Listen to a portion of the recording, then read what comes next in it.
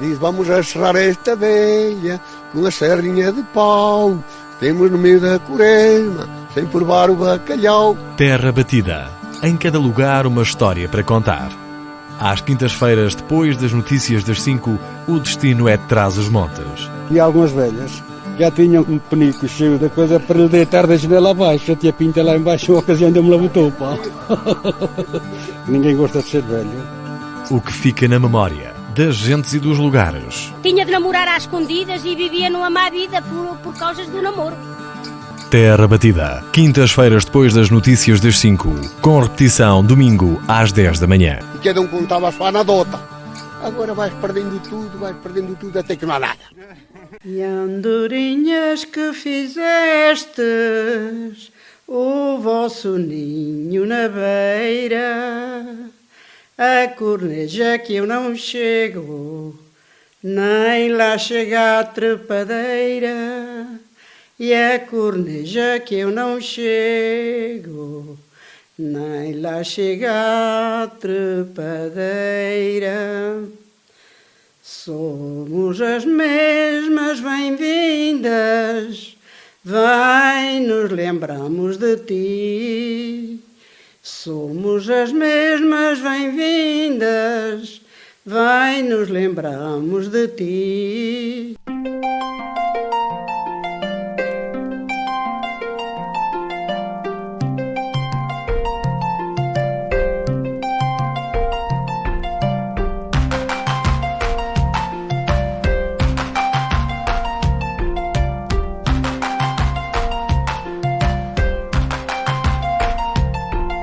A voz e a música são de Júlia Afonso, que nos recebeu na pacata aldeia de Pinela, a cerca de 25 km de Bragança. A localidade é conhecida pela arte de trabalhar o barro e as suas cantarinhas, uma arte em vias de extinção, mas que Julieta Alves, também de Pinela, mantém viva. E é das cantarinhas que vamos falar na viagem desta semana. Também das máscaras transmontanas, do barro, tradições que resistem ao tempo e que perpetuam as memórias, a identidade de aldeias como Pinela.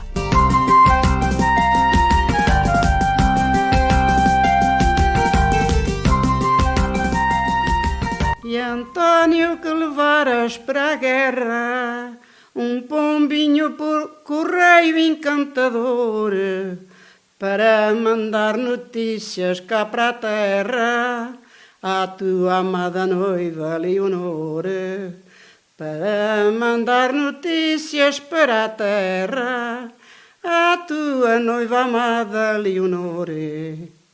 Mas um dia pelo pombo entre promessas ela manda dizer tristeza enfim. Sou tua pela pátria, não te esqueças, sou viva e se morrer sou teu ainda. E já vamos falar do barro e das cantarinhas. Julieta Alves e Júlia Afonso têm muita coisa em comum. Ambas foram imigrantes, ambas sabem o que custa estar longe da família e da terra natal. Mas outrora, os tempos eram difíceis e a vontade de ter uma vida melhor levava homens e mulheres a emigrar. Em 1966, Portugal vivia uma ditadura e as dificuldades eram grandes. Júlia Afonso tinha na altura 26 anos e partiu para a França. O início de vida num país estranho não foi fácil, como começou por recordar. Fui para o 94. E havia mais portugueses, com certeza. Havia mais portugueses quando fui. Eu fui de comboio. Meu marido foi de assalto, como se dizia, de assalto. Mas eu já fui de comboio, julgando que o meu marido que já tinha lá alojamento para mim. Quando cheguei lá, fui viver para uma barraca, onde havia espanhóis, italianos, portugueses, franceses. A minha valia, quando cheguei ali, foi que havia lá 4 pessoas aqui de Pinela. Era o Eduardo e o Belmiro, e eram 4 pessoas, 4 irmãos que trabalhavam também com o meu marido. Mas quando foi, o meu marido foi-me buscar ao comboio, como é que se chamava? A Praça de Itali. A Praça de Itali foi-me buscar e eu levava uma mala cheia de roupa e um saco. Julgando que o meu marido que já tinha lá alojamento para mim. Mas quando cheguei, ele levou-me para a barraca, para o pé dos outros, dos companheiros. Eu cheguei ali e disse assim, um falava francês, outro falava português, outro italiano, outro eu não sabia falar, a não ser português. Disse, não é de estar aqui muito tempo, não é de estar aqui muito tempo, eu tenho que me ir embora. A cama era só para uma pessoa, porque o patrão dava-lhe camas superposées, umas em cima das outras.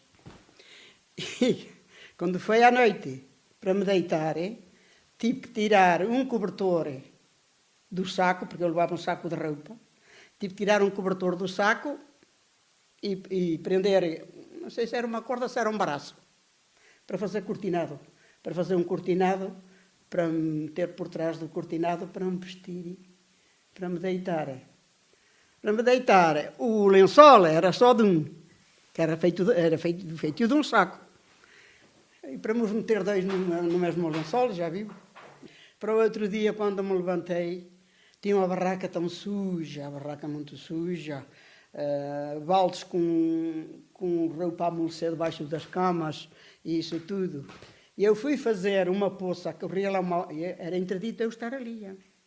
Era interdito eu estar naquela barraca, porque não podiam estar ali mulheres. Mas ele não tinha arranjado para onde ir. Quando o meu marido vinha à noite, tínhamos que ir a perguntar trabalho para mim. Íamos por aquelas aldeias, por exemplo, como agora aqui Valverde, Roça, Espinel, a pé. Se ele vinha do trabalho, íamos a perguntar trabalho para mim. E conseguiu arranjar fácil? E depois encontrei, naquele restaurante, eram umas pessoas novas que tinham alugado um restaurante e precisavam de gente e deram-me trabalho para, com um contrato de me fazerem os papéis, fizeram-me logo e foi preciso ir a fazer os papéis a Versalhas, que era muito longe, mas ia o meu patrão comigo. E aqui a vida não foi nada fácil. Só que eu, para outro dia que me levantei, corri ali uma agueira e naquela agueira fui fazer, com umas pedras, fui fazer uma poça para lavar e para apanhar água num balde, para lavar a barraca, para lavar o fogão e para lavar e roupa que eles tinham lá cheira mal, até cheirava mal a roupa que tinham lá a amolecer e nos coisas. E depois fui a viver com uma minha irmã, já não sei como é que eles chamavam. Estava lá a minha irmã a viver a Celeste. E fui não arranjava, eu não podia estar ali, era interdito estar naquela barraca. Telefonei à minha irmã e o meu marido levou-me lá. E fui para o pé da minha irmã, que a minha irmã trabalhava numa casa de agricultor de fruta. De um agricultor de fruta. Onde é que estava lá já o Benjamin, que era meu primo, e o homem da Laura, o Armindo, de cá. Pois ali eu estava bem, mas eu não podia trabalhar. Depois a vida foi melhorando, não é? Foi melhorando, mas eu não podia trabalhar. Só estava ali porque os patrões da minha irmã me aceitavam. Até que o meu marido arranjasse para onde eu ir trabalho. E eu só estava, eu tenho que me ir embora, não vou ficar aqui. Não compreendia nada do francês. Uns falavam francês, outros isto, outros aquilo. Se eu não ia estar aqui muito tempo, logo vou embora. Depois fui andando. Eu levei daqui um dicionário. Para aprender francês. Para aprender o francês, onde é que está escrito em francês e como se pronuncia e como isso tudo. Levei então este dicionário e todas as noites lia lá um bocadinho, todos os dias lia lá um bocadinho neste dicionário. E fui aprendendo algumas coisas. O meu marido, como trabalhava na construção, também eram muitos espanhóis e italianos e muita coisa. E, ao cabo de um mês eu já sabia falar francês e ele ainda não sabia dizer nada. Porque eu às vezes dizia-lhe assim, em casa do meu patrão não sabia o que era o prato, não sabia o que era o garfo, não sabia nada. Isso tinha que ir ao dicionário a perguntar. Mas o meu patrão comprou um dicionário em português. E compreendíamos assim um bocadinho por o dicionário português e eu com o francês. E depois eu chegava à casa e tínhamos dado o trabalho, deu-nos o alojamento, tudo compreendido no trabalho que eu fazia. Eu fazia lá muitas horas, quando era no fim não recebia quase nada. Tirava-me um tanto da comida, um tanto do alojamento, no fim ficava pouca coisa. rendia um bocadinho por causa que o franco era mais caro que o escudo. Sim, mas depois a sua vida melhorou, certo? A vida melhorou, ela foi melhorando um bocadinho. E por isso é que ficou lá tantos anos. Só que eu chegava a casa e dizia assim ao meu marido, hoje o meu patrão perguntou-me o que era isto, por exemplo, a vassoura, o prato, a coisa. Tu já estás cá há mais tempo, como é que se chama, como é que se diz? Já estou cá há 2 anos, eu não sei, tu já queres saber. Já estou cá há 2 anos, eu não sei nada, e disse isto, já queres saber. Mas ao cabo de um mês já falava das coisas todos os dias. Júlia Afonso esteve 34 anos em França. Quem também emigrou foi a artesã Julieta Alves. Tinha 17 anos, foi no verão de 1969 e foi de assalto, como se costumava dizer. Julieta recorda como entrou em França. Havia uns senhores que já viviam em França, ou que tinham contacto com os que viviam lá, e eles chamavam-se os passadores. Passavam-se os passadores. E levavam muito dinheiro, porque eu já em eu fui no verão de 1969, no mês de agosto, no dia de festa, para que ninguém desconfiasse que ninguém se ia embora no dia de festa. Toda a gente estava à espera do mês da festa, ou do ano inteiro, ir sair num dia de festa, ninguém saía. Então o passador decidiu que íamos sair no dia de festa de manhã, que assim ninguém desconfiava. E a minha sogra, eu saí, vesti-me e saí, não podíamos levar nada, só levávamos a roupa do corpo. E saí até ali à espera aquela coisa, e diz-me a minha sogra, que depois foi minha sogra, depois, diz, onde é que vais? Vou para Bragança a fazer o bilhete de identidade. E o Joaquim leva-me, que era o passador, que estava lá de férias, o Joaquim leva-me, e assim vou fazer o bilhete de identidade. E diz lá, fazes antes da missa? Fazes bem. Mas nós fomos embora. Fomos embora e arrancámos, éramos 9, mais o chofer num ADS. Num ADS que eram aqueles carros hidráulicos que havia antigamente, que quando se desligava o motor eles desciam para baixo e depois quando ligava o motor eles levantavam e depois eles ficavam muito baixinhos. E éramos 9 mesmo, mais o chofer num carro. Eram 5 sentados por baixo, não, eram 4 sentados por baixo, 3 ao colo e 1 à frente. Cá à frente só podia ir, porque estava muito nas vistas. E nós passávamos as cidades todas a pé. Por exemplo, ao chegar aqui a Quintanilha, um bocado antes, fomos por trás, dentro da Senhora da Ribeira, a sair lá para atravessar um rio que havia, a sair depois para adiante e encalabou lá para diante. Isso não era perigoso? Era, mas também não podíamos passar na fronteira, estava lá a guarda armada. Na altura era uma ditadura. Nós éramos refugiados, nós fugíamos do país, nós éramos acolhidos em França, refugiados políticos. Foi o que nos valeu, até a nós foi o que nos valeu. Mas também o passador sabia isso. E na altura eu perguntei-lhe quanto é que me levava. E ele disse que me levava 7 contos. Era uma fortuna na altura. Ui, era muito dinheiro. Mas era o preço a pagar para sair. Pedi-o emprestado, com condição que o dava depois lá quando ganhasse. E pronto, começou logo a correr mal ali em Quintanilha, que nós éramos todos entre os 17 e 20 anos. Só aí um senhor connosco que levava para aí, tinha para aí 40 anos, e nós já o víamos como velho. Já olhávamos para ele como velho e depois dizíamos assim, o velho não se vai aguentar, o velho não se vai aguentar. Quando foi a passar aquele riozito, que tinha aquele que passa ali em Quintanilha, havia o passador, sabiam as pedras que havia que estava para saltar de umas às outras. E chegamos lá e dizemos, prontos, fazeis bem atenção, fazeis bem o salto e vós conseguides saltar sem se molhar. Prontos, lá conseguimos saltar, continuávamos, fazemos em fila, acabava de saltar um, começava o outro, acabava de saltar um, começava o outro. Eu ia acabar a última pedra e já sou assim, de pum, estava o velho atrás de mim. Nós só ouvimos da água até aqui, com os braços para cima. E faz o passador, eu não lhe disse para ver bem isso. Agora o que é que querem? Lá o tiramos. Coitado, foi o caminho todo, com a roupa molhada até que secou. Falei que era mês de agosto. E lá fomos nós depois. Aí para entrar em Espanha, não é? Aí para entrar em Espanha. Havia uns velhotes que andavam ali no campo, uns espanhóis, viram-nos, porque a gente corria pelo mundo fora, não é? Viram-nos e riram-se, não disseram nada e já estavam habituados a ver passar assim a gente que já sabiam que... Só que o problema é que em Espanha também era ditadura. e não nos podíamos mostrar em Espanha. Como é que fizeram? É assim, ao chegar à entrada da cidade, ele parava, contornámos a cidade por fora, por trás, e ele recuperava-nos à frente. E até chegar a Andaia, a Irún, à Espanha. Ao chegar lá, ele diz, não temos outra maneira, temos de passar na ponte. Eu vou passar, havia ali umas barracas de lado, assim, umas coisetas velhas, e dizia assim, vós ficais aqui escondidos, quando forem à meia-noite certinha, a guarda espanhola muda-se, fazem a mudança de turno. Vós estáis bem a viva, quando for eles que estejam a fazer, começam lá a fazer aquelas abelhas com as espingardas, vós cravais a fugir ao para diante, a gritar socorro, todos a fugir, e não olhais para trás, nem que sentido de tiro, vós não olhais, vós continuais. Está bem, mas continuais, está bem.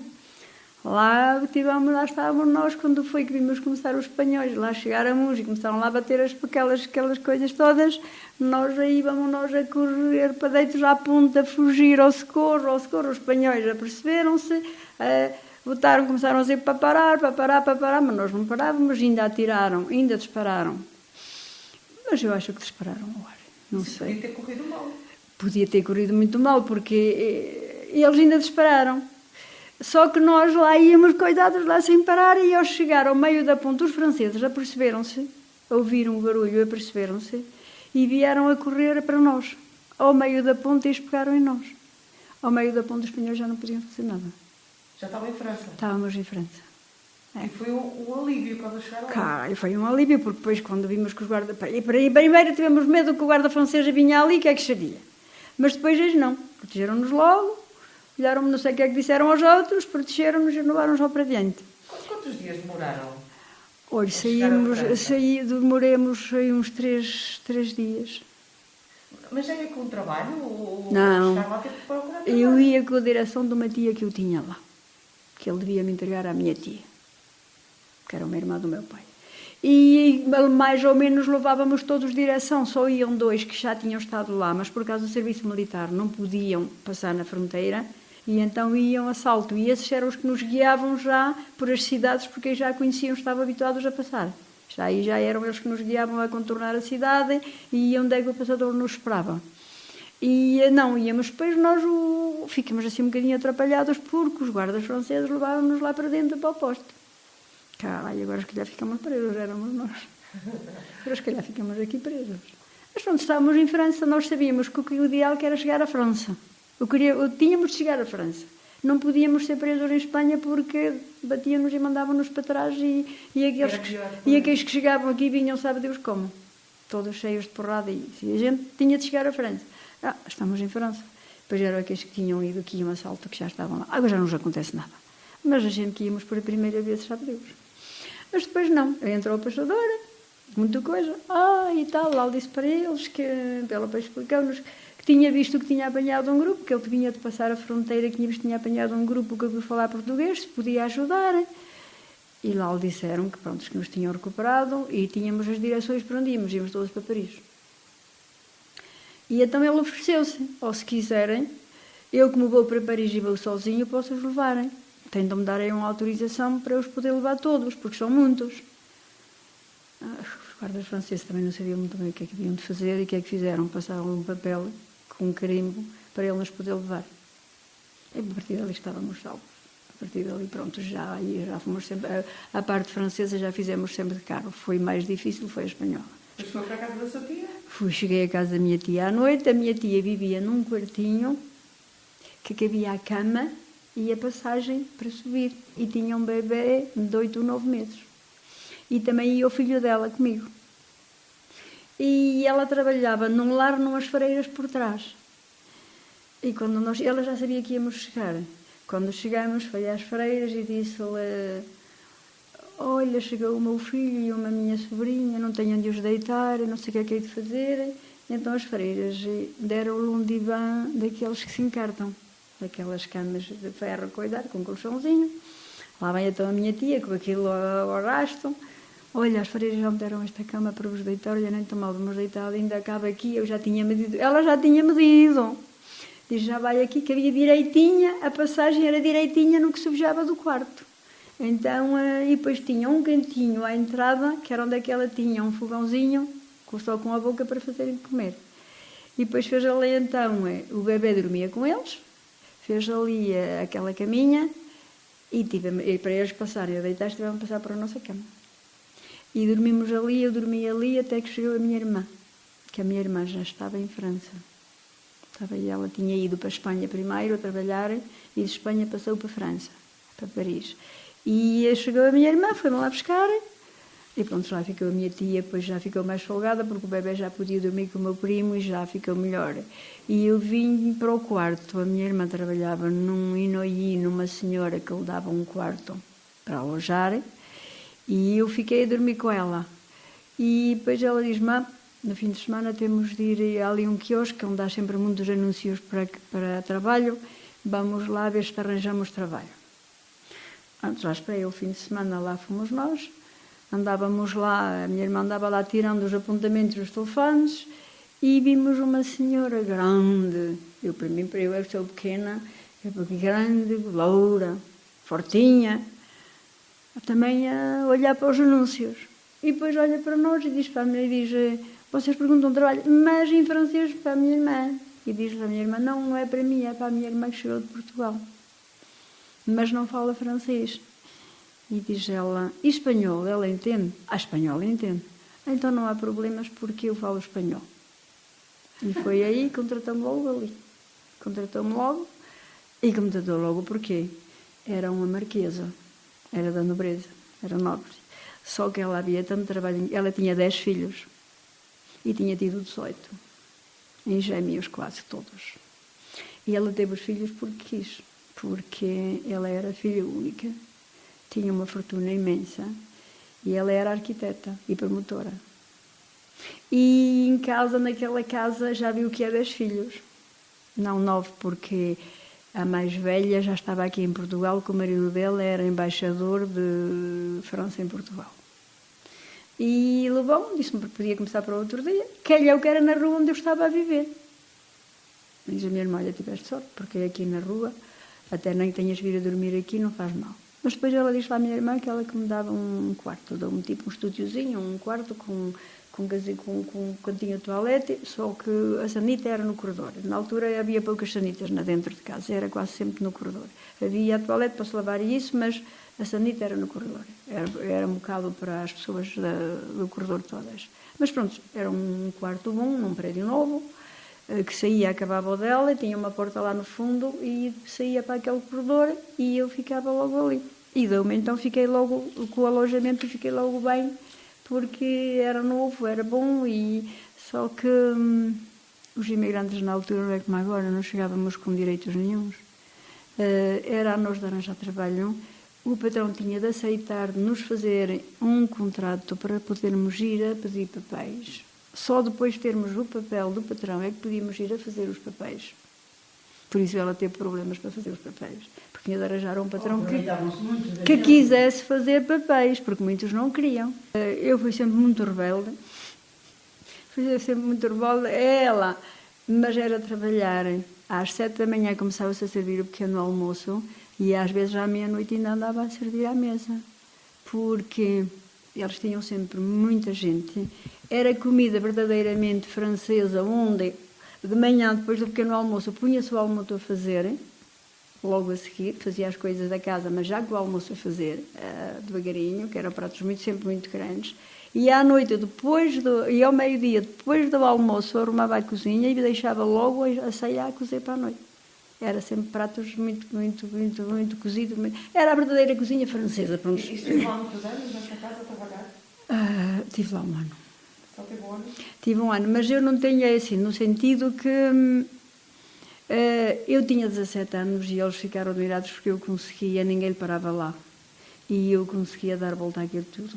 Eu fazia-lhe a comida, eu fazia-lhe a limpeza, eu ia lá às compras, ao cabo de uns meses era eu que tinha as chaves todas, não vale a pena. E ela em França, e depois ela teve uma coisa muito boa.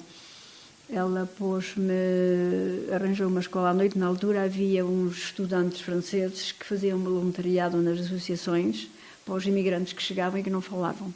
E então davam escola todas as noites, uma horinha. E ela informou-se sobre isso e então disse-me, os dias de escola, tu deixas as coisas e tu vais à escola. E já te escrevi lá, explica-me onde era, pronto, para ir lá, e dá uma direção, explicam-me para eu lá ir até, não era longe. Diz, estes dias tu vais à escola. E eu, pronto, ao cabo de pouco tempo também, e depois eu como gostava muito de ler, comprava revistas francesas, mas em desenho animado, sabe, aquelas revistas que havia antigamente. E então, por aquilo, eu lia e tirava as palavras. De França, Julieta guarda boas memórias e chegou mesmo a trabalhar para a realeza. Era uma duquesa em título 2 vezes e eram os donos da prece francesa. Demos-nos muito bem. Quando eu fui, depois que fui embora, casei e fui embora, ela disse-me assim, olha, falavam-me mal dos portugueses. E eu nunca tinha tido portugueses ao meu serviço. A partir de agora só quero portugueses. Me diz, porque realmente vocês são espetaculares. Eu fico toda contente, ficamos amigos, ainda cheguei lá à casa a visitar os meninos, que ela tinha 3 meninos, tinha 2 raparigas e um menino mais pequenino, que tinha 4 anos, já era conde em título 2 vezes, que ela era condesa a título e era condesa por parte do marido. Era duquesa por parte do marido e por parte dela. E então aí conhecia a prece toda, conhecia a nobreza, os príncipes franceses, ali passou tudo, os ministros, ali passou tudo naquela casa. Na primeira casa eram amigos. No ano que eu cheguei à França, em 1969, naquele inverno, morreu o Charles de Gaulle, o presidente da República. E entrou o Georges Pompidou, que era um amigo desses tais meus.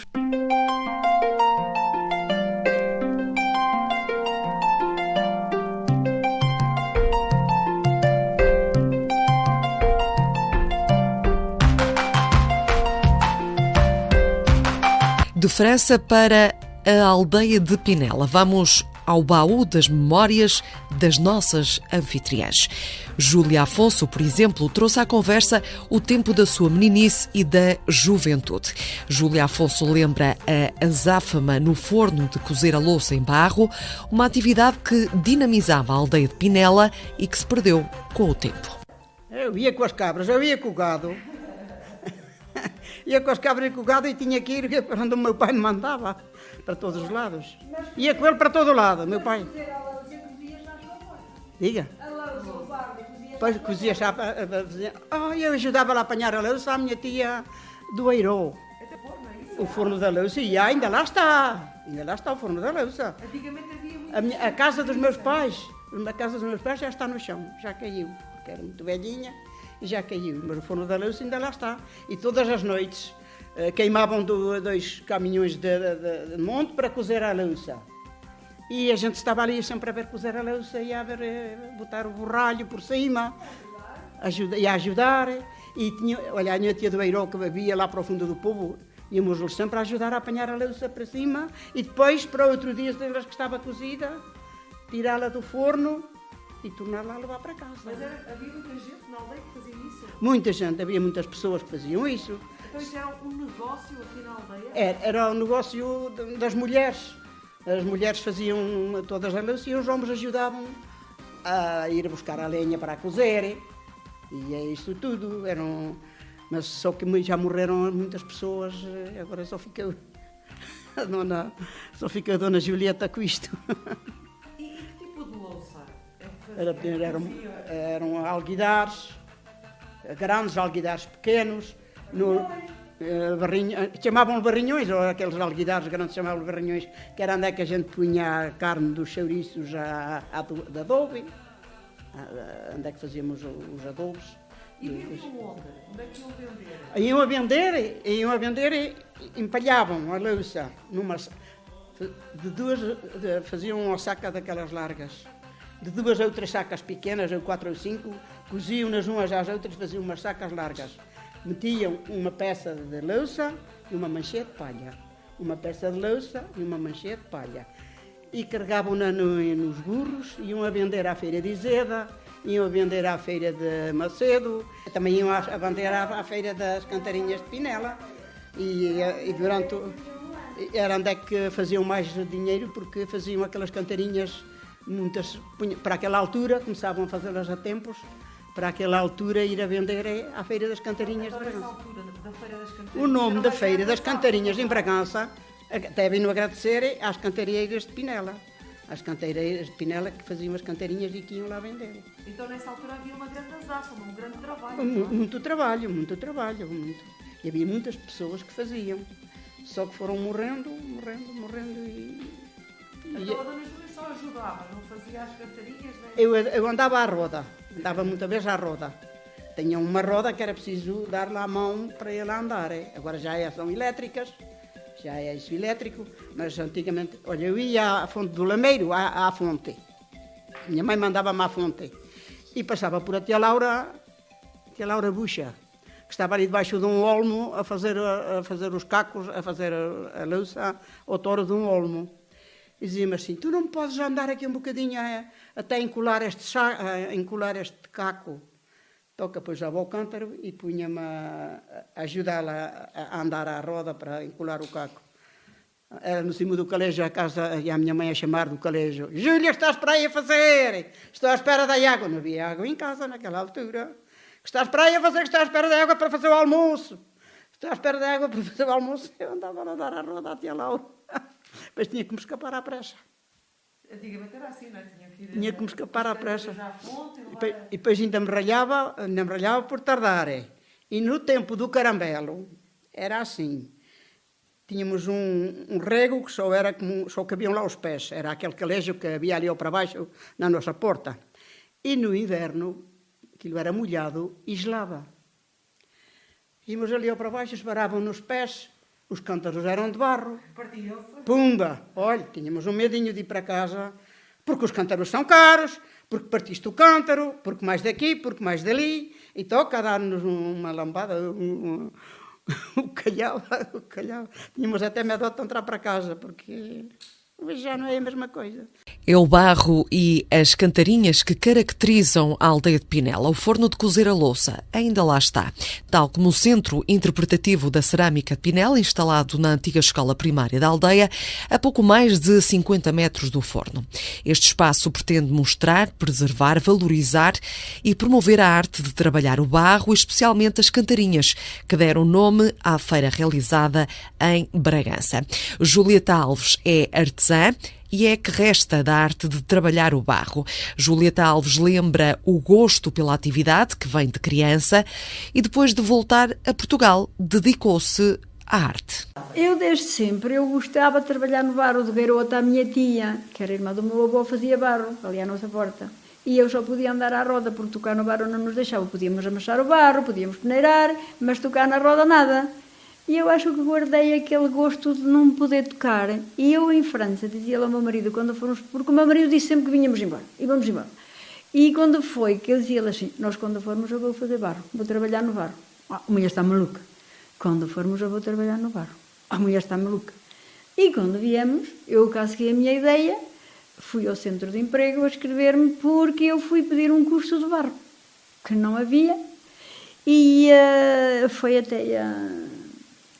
Era a esposa do senhor do doutor de início, que estava no centro de formação na altura. E diz-me ela assim, olha, já andemos a saber para fazer um curso, o senhor Presidente da Câmara, que era o Mina na altura, já andava a saber para fazer, porque a última senhora já estava doente. Diz, mas não temos formadores e a senhora não sabe ler, não pode dar formação. E estamos aqui, diz, olha, mas é por causa disso que eu queria continuar, porque ela vai morrer e não vai ficar ninguém a trabalhar no barro. E vejam lá, porque eu... E pronto, então escreva-se lá que vamos ver o que se pode fazer. Fui-me escrever, que era a Dona Amália, fui-me escrever lá, disse, olha, então o que vai fazer? Venha-me escrever aqui ao centro de emprego. E então onde é que esteve? Venho de França. Ai, você aqui não tem direito nenhum. E digo, pois não, mas tenho direito a pedir trabalho. Isso tenho. Pronto, e fiquei escrita, porque eu disse, eu não venho a pedir trabalho, eu venho, quero ver se arranjo um curso de formação no barro. Não temos. Vamos ver se têm. E fiquei assim escrita e nunca mais me disseram nada. Mas já o meu bichinho queria o barro, e queria o barro, e queria o barro. Um dia estava a sair da Feira Nova que ainda na altura isto bem. E eles, uma senhora atrás de mim, no parque, a chamar por mim: "Oh, minha senhora, oh, minha senhora, oh, minha senhora." Lá olhei, eu digo: "É para mim." A olhar, e vejo então a senhora do centro de emprego a chamar: "Ei, eu não fiquei com o seu número de telefone, já o senhor presidente decidiram dar um curso de barro, ainda está interessado?" Disse: "Estou." Então, olha, amanhã passo no centro de emprego porque andamos a formar o curso, o senhor presidente, em conjunto com a direção daqui, vão fazer vir um oleiro do Alentejo e vão dar um curso de barro. E pronto, para outro dia lá fui eu. Isto em 1997 comecei a trabalhar no barro.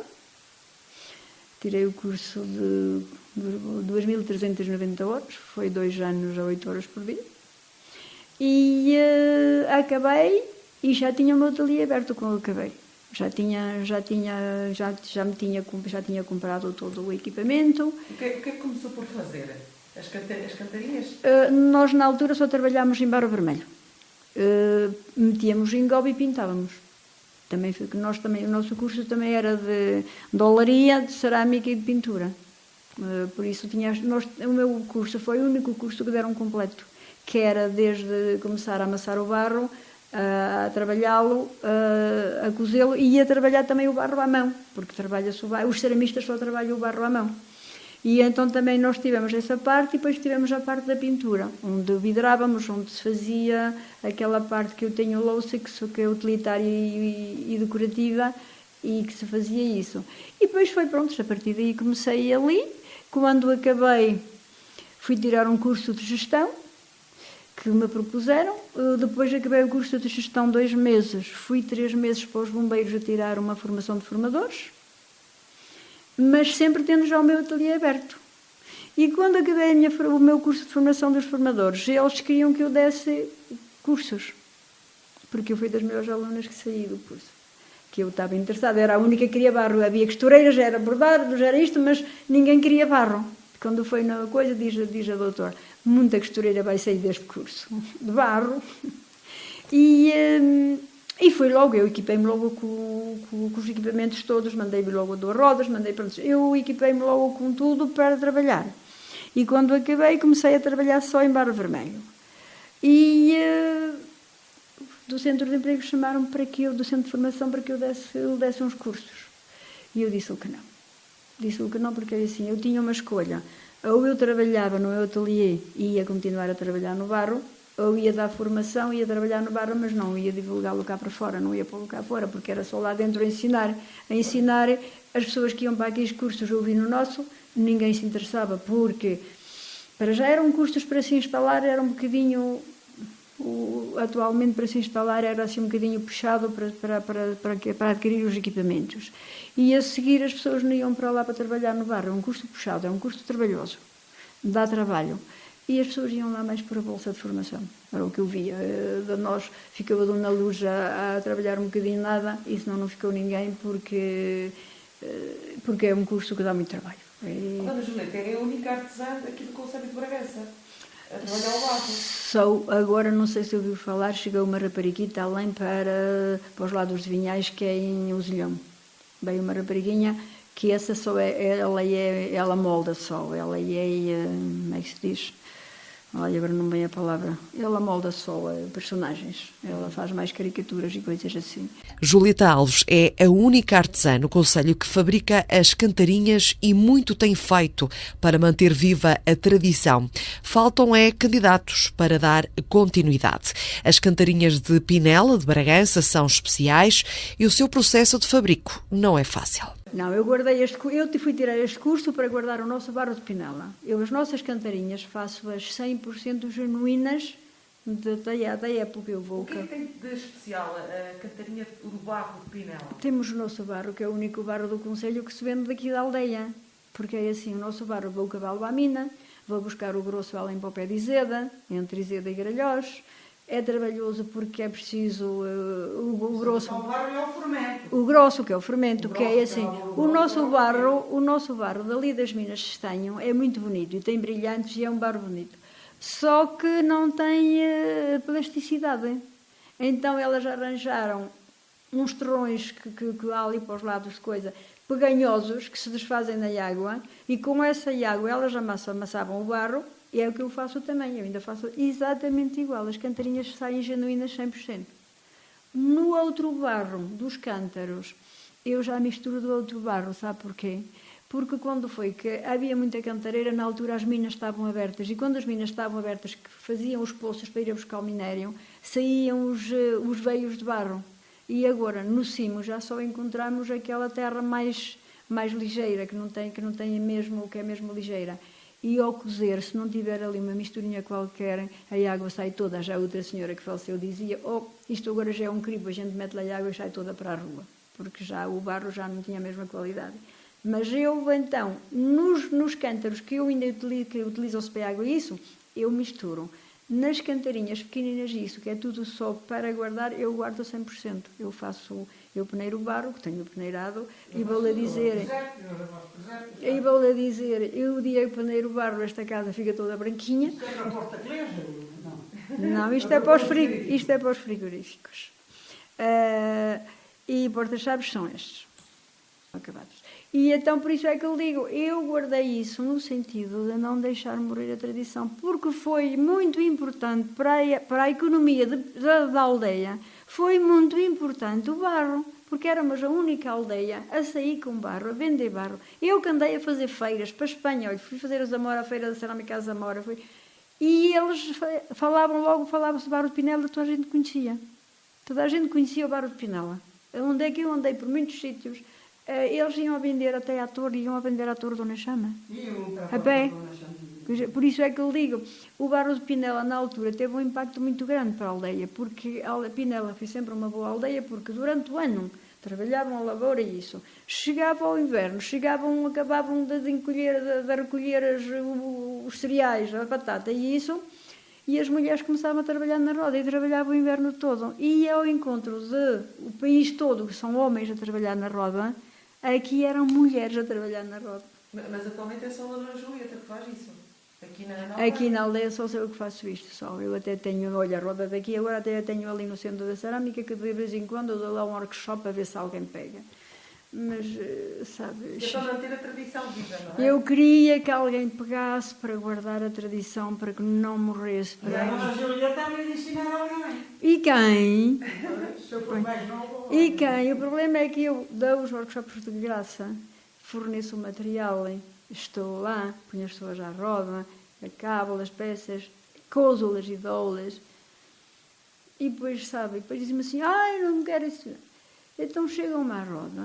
O problema é que... Sabe qual é o problema de ninguém querer? É que... Faz tudo, faz careca. É que é assim, antigamente só eram os pobres que trabalhavam no barro. E nas aldeias esse tabu ainda não foi embora. Esse tabu, ainda ninguém quer trabalhar no barro, porque agora ninguém quer ser pobre. Não chegam para lá, saber que trabalhar com as mãos e ter uma arte criativa, que é muito para além de ser pobre. Acha que é por isso ou porque as pessoas não estão com disposição para aprender? Não, porque eu já tive pessoas que até tinham, e de familiares, isso que se nota, eu ponho-as à roda, eu sei ver quem tem disposição ou não.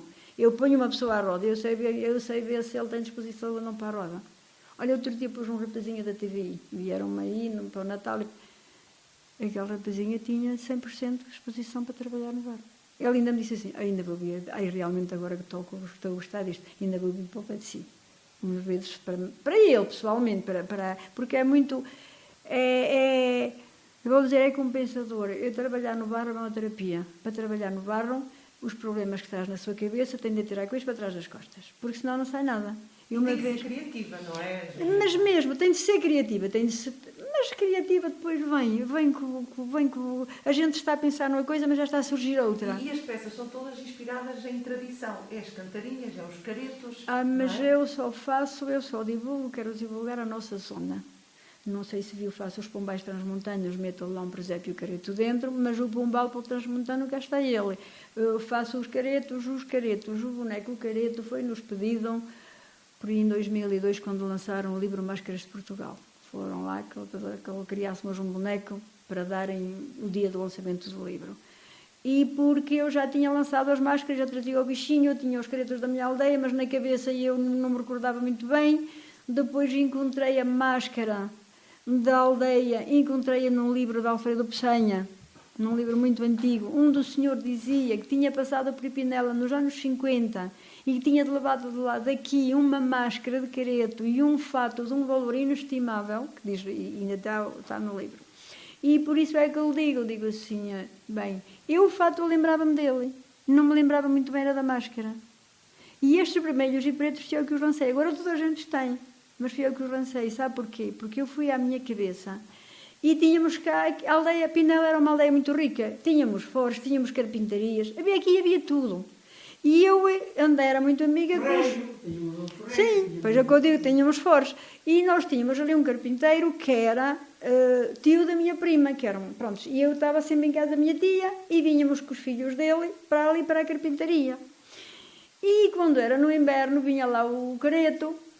Claro que isto depois de andarem por aí a saltar e isso estragava-se a tinta, e ele vinha lá, ele não vê que aquelas rodas dos carros pinturas de vermelho, dos carros dos bois, e então ele vinha lá ia aquele pincel grande, pegava a máscara, coisava o pincel de vermelho, deixava-as escorrer e depois chegava, que isto no inverno tinham sempre assim um lume aceso num lado da parede, porque fazia frio e parecia lá aquecer as mãos de vez em quando. E ele chegava até ao lume, pegava num carvão do lume, e então fazia no sítio do bigode, lá ele passava aquele preto a bater, para que ficasse colado na tinta, lá ele fazia uns desenhos, e isso eu sabia, que era preto e vermelho. Eu não me recordava, era o modelo da máscara. A partir que eu via o modelo da nossa máscara, eu disse assim, pronto, o primeiro ano fizemos uns fatos, fomos desfilar a Bragança com os nossos fatos já de colchas típicas, e faltava-nos a máscara, fomos desfilar com as máscaras de madeira que me emprestaram, mas eu não estava, não ia feliz. E depois encontrei e digo assim, eu tenho de fazer uma máscara de lata, mas eu nunca vi fazer máscara nenhuma de lata, e andei aqui um mês na minha cabeça, tinha de fazer uma máscara de lata, um dia vim para aqui, com um jornal, lá cortei, que a primeira máscara tenho no ateliê. E fizemos a tua primeira máscara. Fui à serralharia, à serrana, que me soldassem, porque eu cuidei, mas não sabia soldar, nunca tinha visto soldar, sabia lá como soldava. E então fui lá, conheci o senhor, e ele soldou-me. A partir daí comprei um postozinho de soldo para soldar, mas soldava mal e escapávamos-me os narizes. Então até foi um carpinteiro que me disse assim, mete-lhe uns rebites, que assim nunca mais te saem. Perguntei o que eram os rebites. Lá comprei uma máquina para os rebites e comecei a pôr rebites. Já toda a gente põe rebites agora. Os pretos e vermelhos apareciam em Vinhais um ano, fazíamos a feira de Vinhais, aparecia em Vinhais com uma parede só de máscaras. Na altura ninguém, nos anos 2000, 2003, 2004, ainda as máscaras, havia o Tosei e pouco mais a fazer máscaras. E aparecemos com uma parede inteira de máscaras, mais pequeninas, maiores, vidradas, pintadas, ali havia de tudo, vendíamos-as lá todas. E começou a moda da máscara, e eu comecei a fazer os meus vermelhos e pretos, e depois as pessoas eram assim, tu tens uns vermelhos e uns pretos muito bonitos, e vendíamos muito bem, e eu comecei a vender máscaras mais que toda a gente. É o objeto mais procurado, Julieta? Depois começou a vir para a moda. Como eu, cada feira, para onde fosse, levava sempre bastante. Depois comecei a trabalhar na lata, eu levava sempre muita máscara. Depois comecei a fazer encomendas por IPB e companhia, eles perguntam peças típicas para levar. E como não tinham assim para fazer, então começaram a ir-me ver, a fazer-me encomendas de máscaras para oferecer. E aí começou a máscara a sair e a ter fama. As cantarinhas, eu faço todo o ano para ter. Vende-se a cantarinha sai para a Feira das Cantarinhas. Aí tenho de ter muita cantarinha.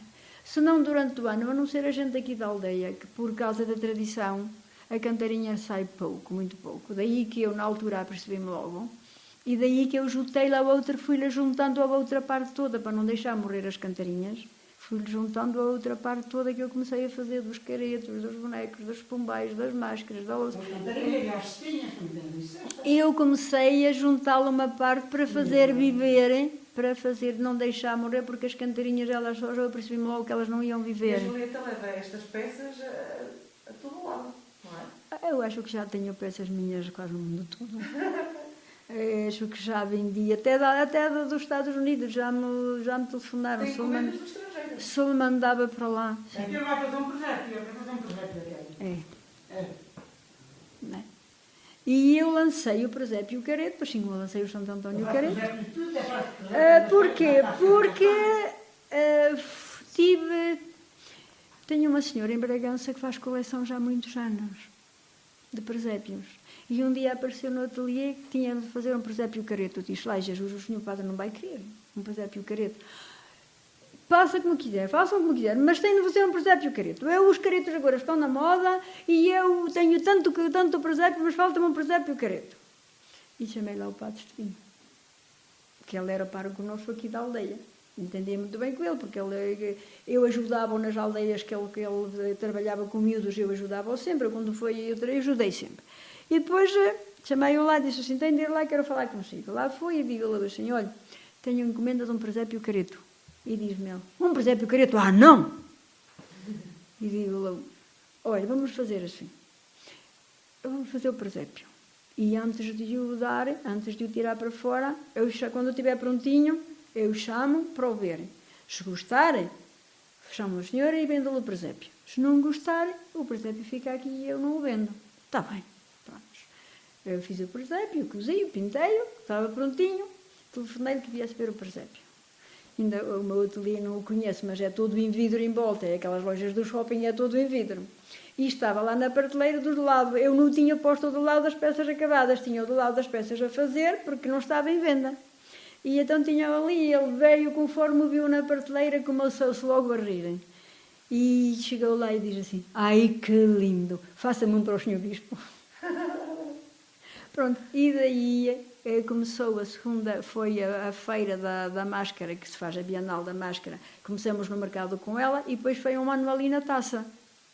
Não se recorda, mas um ano foi ali numa tenda na Taça. Os espanhóis, tínhamos logo os presépios Careto. Os espanhóis começaram a vir, esqueça, no meu ateliê era sempre a chegar espanhóis que queriam presépios Caretos. Eu não tinha feito, a encomendar-me, que nos levasse lá e que, olha, foi uma loucura.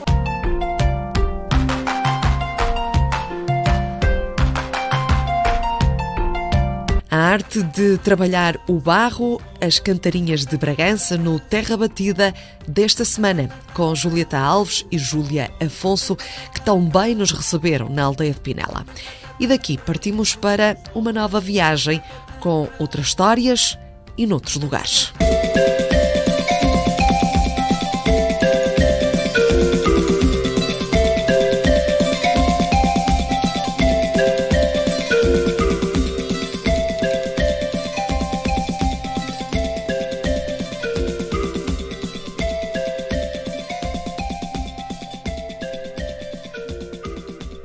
Diz, vamos a serrar esta veia com a serrinha de pau. Temos no meio da Corema, sem provar o bacalhau. Terra Batida. Em cada lugar uma história para contar. Às quintas-feiras, depois das notícias das 5, o destino é Trás-os-Montes. E algumas velhas já tinham um penico cheio de coisa para lhe deitar da janela abaixo. A tia Pinta lá embaixo, uma ocasião ainda me levantou, pá. Ninguém gosta de ser velho. O que fica na memória das gentes e dos lugares. Tinha de namorar às escondidas e vivia numa má vida por causas do namoro. Terra Batida. Quintas-feiras depois das notícias das 5. Com repetição domingo às 10 da manhã. E cada um contava a sua anedota. Agora vais perdendo tudo até que não há nada.